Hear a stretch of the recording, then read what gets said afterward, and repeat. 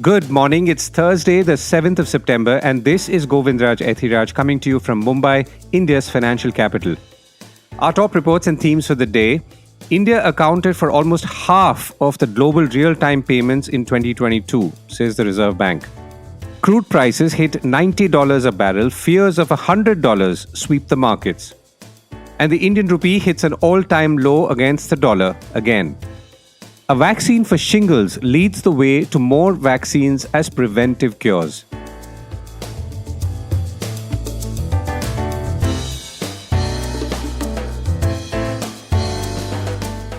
This is a core report with Govindraj Ethiraj. India scores half the world's real-time payments. India has accounted for 46% of the global real-time payments in 2022. Digital payment transactions in India are more than the four other leading countries combined, the Reserve Bank Governor Shaktikanta said yesterday at the Global Fintech Festival in Mumbai.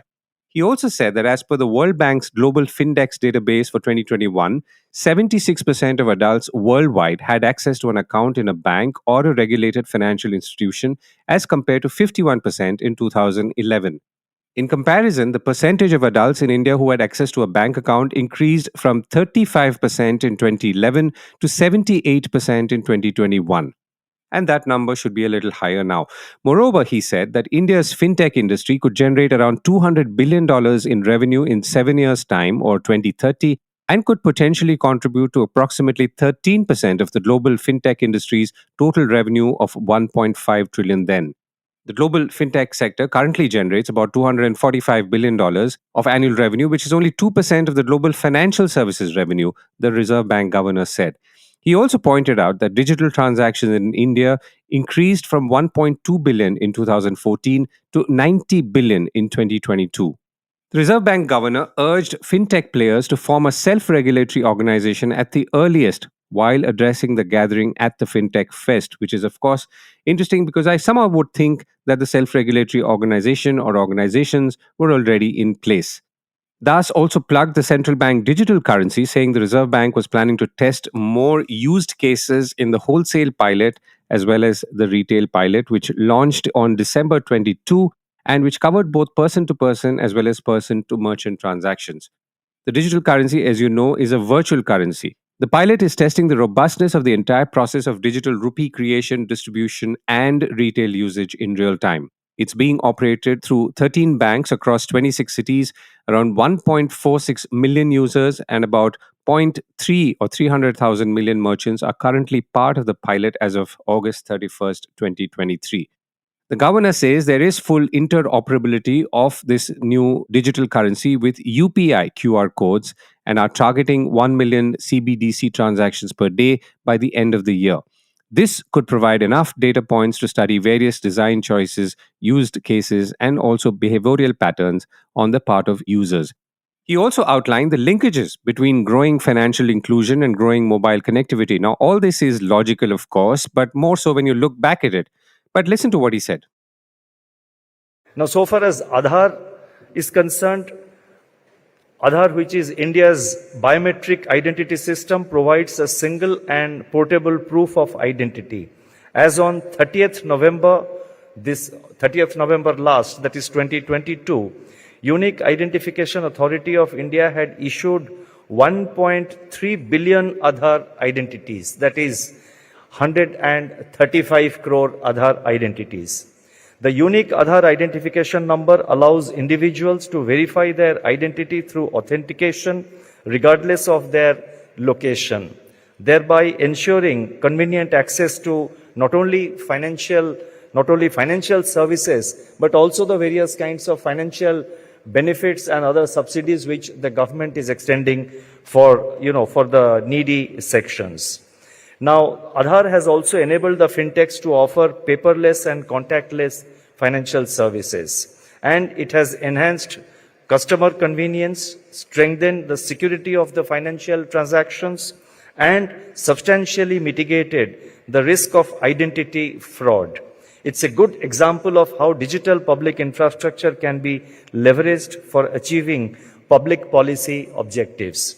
The third aspect in the JAM Trinity, as you are aware, is mobile connectivity. Now, the mobile connectivity in India has also grown exponentially.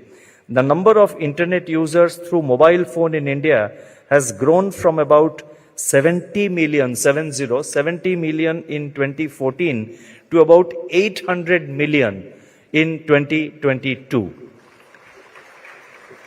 During the same period, the number of digital transactions in India grew from I'm talking about the number of transactions. Now, during the same period, that is, what I mentioned just now, that is from 2014 till 2022. Now, during this period, the number of digital transactions in account grew from 1.2 billion in 2014 to about 91 billion in 2022.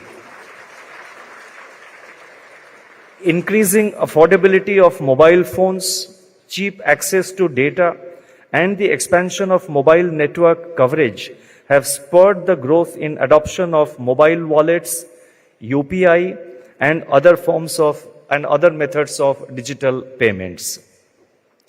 Now, let me also touch upon UPI, which is now very well known, which is, in fact, has emerged as an international model and a success story.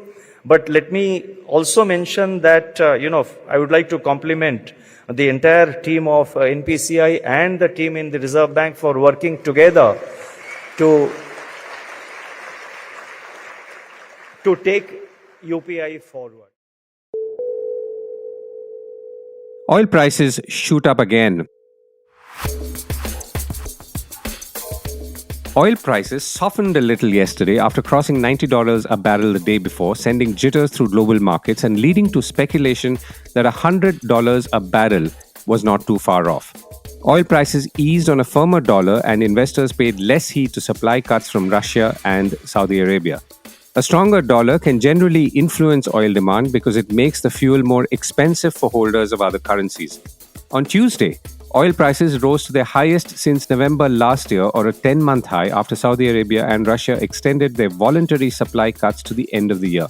Now, this obviously got people worried because winter is now beginning to approach and energy demand usually shoots up in this period. With the production cut extended, we anticipate a market deficit of more than 1.5 million barrels a day in the fourth quarter, a UBS analyst wrote in a note to clients. UBS, an investment bank, now expects Brent crude to rise to $95 a barrel by the year end, according to Reuters. To see where oil prices were headed and, more importantly, what was likely to drive them, I spoke to Peter McGuire, CEO of XM Australia, based in Sydney, and who tracks several global asset classes actively, including in the region. He joined us from Sydney, and I began by asking him what was suddenly driving up prices. It's been an almighty 6 or 7 trading sessions. The market's been strongly bid up, and there's been so many factors that have seen, I think, a return as far as bullish sentiment.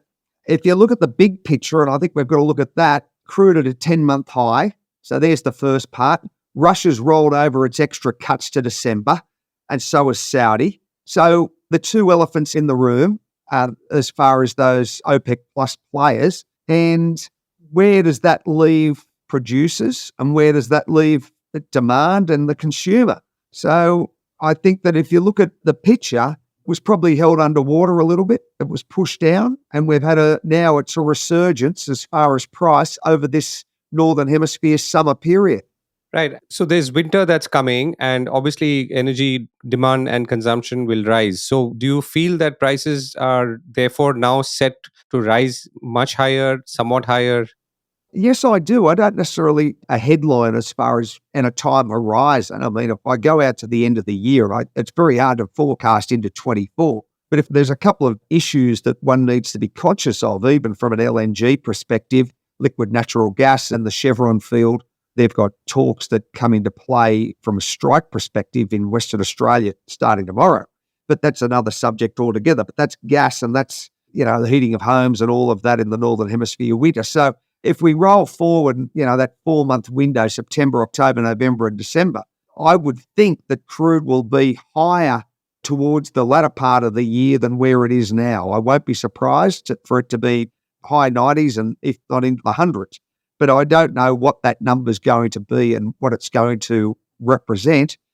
The reason, and there are so many reasons one could use, But there just seems to be, in some ways, global slowdowns, but the consumption really hasn't tailed off that much. People are still driving. People still need mobility. They still need energy. And that's where I just think that, with these cuts in production, you're going to see higher prices. Right. So UBS analysts said that with production cuts extended, they expect a market deficit of about 1.5 million barrels a day in the fourth quarter of 23. And they project $95 a barrel by year end. So my question to you, Peter, is really what are going to be the determinants of which way the prices go? I mean, what else should we be looking at? I mean, you already talked about the supply cuts, but is there anything else that could potentially drive prices in either direction? Well, absolutely. I mean, we haven't even looked at it a couple of key points. First off, let's look at seasonality. Seasonality is such a huge component, and we'll talk about hurricanes. Hurricanes, traditionally, the middle of the season is about the 20th of September. Now, if you get a succession of hurricanes moving into the Gulf of Mexico, that can really impact production to all those rigs. So let's hope that we don't see any weather outages, because that's really going to cause much concern to production from the US side. And the other part that we need to be conscious of, geopolitical concerns. So you've still got this Ukrainian-Russia situation bubbling away. It's a protracted war that doesn't seem to have an ending. I live in Sydney, Australia. You're a lot closer to the action than I am from a geographical standpoint. But there seems to be a lot of tensions building at the moment. The BRIC nations, Iran, what's happening as far as US dollar, where are we, Russia and the BRICS, Brazil, India, China? What's the fabric of this? Where's it going to be as far as versus the G7? I think that's a huge component of possible instability as far as dollar and to the market sentiment overall. So there's that fundamental. And then you're talking about geopolitics, talk about North Korea, talk about Taiwan and China. These aren't little situations. These are major situations. It's still to the point that the world started to become involved in geopolitics.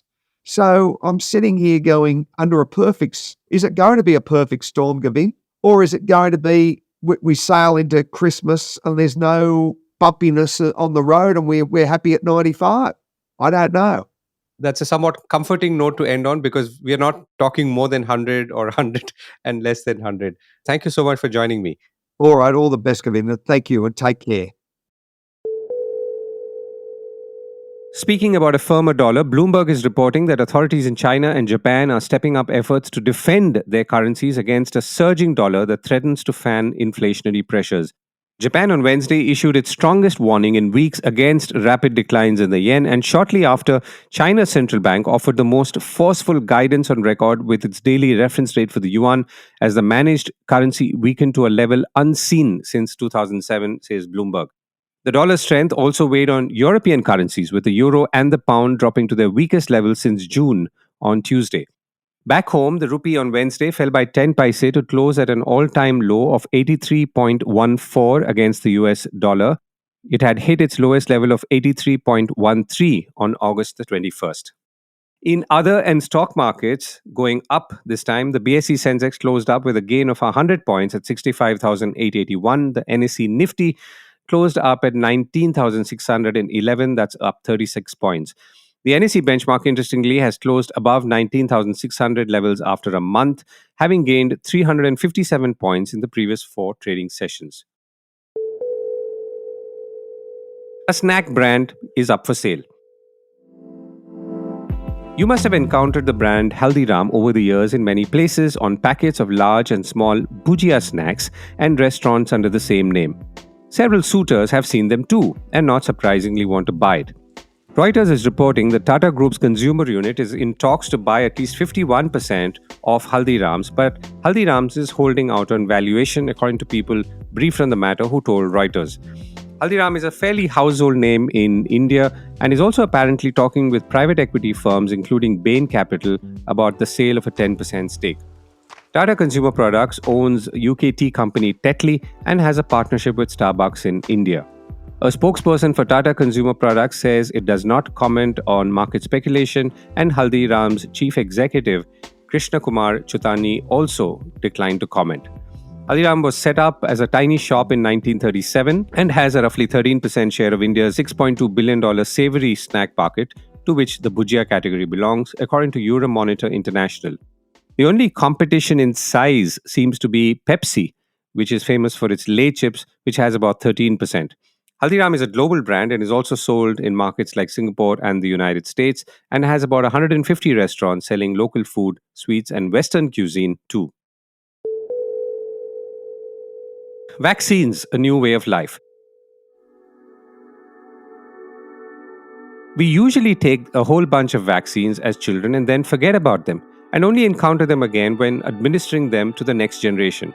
COVID, of course, changed that. For the first time in a few decades, depending on how old you were lining up a couple of years ago to get vaccinated not once but even thrice. A few months ago, GlaxoSmithKline Pharmaceuticals launched a vaccine for shingles, rather to prevent it in adults over 50 years. Before we come to the vaccine, a quick definition. The Mayo Clinic says shingles is a viral infection that causes a painful rash and can occur anywhere in your body. It typically looks like a single stripe of blisters that wraps around the left side or the right side of your torso. Doesn't sound good at all. Shingles is caused by the varicella zoster virus, the same virus that causes chickenpox. After you've had chickenpox, which I'm guessing many of us have had, the virus stays in your body for the rest of your life. Years later, the virus may reactivate as shingles. It isn't life-threatening but can be very painful. Vaccines, says the Mayo Clinic, can help lower the risk of shingles. Now, GSK's vaccine, Shingrix, for the prevention of shingles and post-herpetic neuralgia in adults over 50 years, is one such vaccine. GSK says a seroprevalence study in Indian subjects showed that by the age of 40 years, more than 90% had this virus in their body and were vulnerable to shingles. How does the shingles vaccine from GSK work? And more importantly, are we likely to see more vaccines to address disease conditions as preventives rather than curatives that we are used to? I spoke with Dr. Rashmi Hegde, Executive Vice President, Medical Affairs at GSK, and began by asking her to tell me about this new vaccine. So shingles is the common term that is used in layperson's language, but it is also known as herpes zoster. And this is caused by the activation of the varicella zoster or the chickenpox virus. So usually children experience chickenpox. They suffer from chickenpox in childhood. And sometimes they may have chickenpox without having the rash. So there may not be any clinically visible disease or clinically visible chickenpox. And this virus then stays dormant in the nerve cells for life. So with age, what happens is that the immune system of the human beings, we have something known as immunosenescence, the immune system weakening. And when there is weakening of the immune system, the inactive virus becomes active and causes shingles. And roughly about 30% of the people over the age of 50, 60 years will suffer from shingles at least once in their lifetime. So you're saying whether you had visible rash or not, you could be a candidate for shingles at this point? Or only those who did not have the rash then are more likely to be candidates at this point? So you have something known as subclinical infection. And a subclinical infection is where you don't manifest the signs of infection. For example, if a person has hepatitis, and hepatitis is usually visible as jaundice, right? And a person could be having subclinical hepatitis, which means the person will not be having any signs of jaundice, so no yellowing of the eyes. But if you do the liver function parameters, they will show that the liver enzymes are raised. So similarly, one could have a subclinical shingles or chickenpox infection, not shingles, the chickenpox infection. And that's been true also about COVID, right? During COVID, there were a lot of people who didn't show signs of the infection, but they probably had some subclinical infection and therefore, they were immune to getting a second attack of COVID. Yeah, and now that you mentioned COVID is obviously very transmissible. Is shingles also similarly transmittable or transmissible? No, actually, if there is a person who has a shingles, he has a rash over the body, and these are vesicles. They are filled with fluid, and this fluid will contain the chickenpox virus. So if individual A has shingles and individual B who has never had shingles or chickenpox comes in contact with individual A, then if the vesicles are open and the fluid is transmitted, of course, it requires very close contact. then the person B could get chicken pox, but not shingles. And would I know whether I have the virus in me right now, whether it's dormant within me, assuming I was a chicken pox? You had suffered from chicken pox. Yeah. So they say that 90% of people over the age of 50 years have the virus dormant in their body. There's less than 10%, and this is global figure. So I think in India, with our crowding and with, our high population, I think even more than that would be positive for the chickenpox virus. Right. So you are now responding to this with vaccines. So tell us how the vaccine would work in the case of shingles. So the vaccine helps to deal with the virus which is within the nervous system cells. So these are cells within a certain part of the spinal cord. And the vaccine helps to prevent the disease being transmitted. It produces antibodies and it subjugates the virus. So is that called a vaccine or is it like a cure? Actually, it's two questions, I think. So one is, when something like this is administered at this time, is it more of a cure in more sort of English language, or is it a vaccine which also prevents something happening in the future? It's not a cure. So for example, if a person with shingles comes and takes the vaccine now, that does not make him better for shingles, for the episode of shingles that he has now.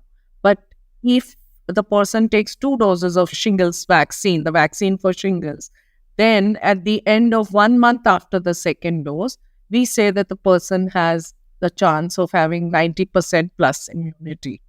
Right. And in general now, looking ahead, we are, of course, seeing vaccines as a solution, as a preventive solution to many diseases. And COVID was, of course, the best example that we're all familiar with. So is that something that you see a lot now or going ahead in the way science is going as well? So adult vaccination is part of the healthy aging spectrum. People are talking about healthy aging all over the world. And as you know, there are people who are trying to also prolong life. But the important thing about prolonging life is to be able to have healthy years to that life. There's no point in having a long life without being healthy and able to do all the things that one wishes to do.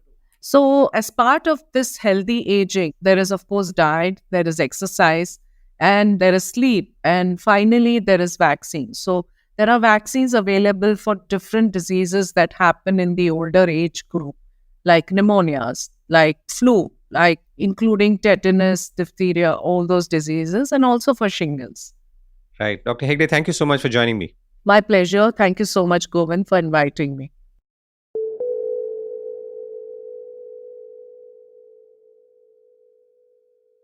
China bans iPhones in government offices. In another sign of how governments could crack down on unfriendly technologies or unfriendly countries without necessarily going all the way, China ordered officials at central government agencies not to use iPhones or other foreign branded devices for work or bring them to the office, the Wall Street Journal is reporting. In recent weeks, staff were given instructions by their superiors in workplace chat groups or meetings. The directive is the latest step in Beijing's campaign to cut reliance on foreign technology and enhance cybersecurity, and comes amidst a campaign to limit flows of sensitive information outside of China's borders. Now, Apple could be hit, though how badly is not clear, since this current directive touches upon government officials. Apple counts China as one of its biggest markets, relying on it for about 19% of its overall revenue, says the Wall Street Journal. Beijing for years has restricted government officials at some agencies from using iPhones for work, but the order has now apparently been widened. Of course, China is not the only one with such bans. Its restriction mirrors similar bans in the United States against Huawei, as well as against officials using Chinese-owned TikTok. Interestingly, 2 years ago, the Chinese government restricted the use of Tesla vehicles by military staff and employees of key state-owned companies, citing concerns that data the cars gather could be a source of national security leaks, according to the Wall Street Journal again. That's it from me for today. Do reach us on www.thecore.in, subscribe to us, read our newsletter, and tell us if you like our stories or don't. Have a great day.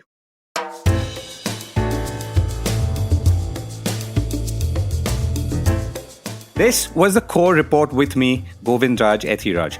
Do stay connected with more of our coverage at the Core. You can check out our website or sign up to our newsletter at www.thecore.in. That is www.thecore.in or follow us on LinkedIn, Twitter, and Facebook as well. Now, we would love your feedback on how we can make business more interesting and relevant to you, including our reporting on India's vibrant manufacturing sector. Write to us at feedback@thecore.in. Thank you for listening.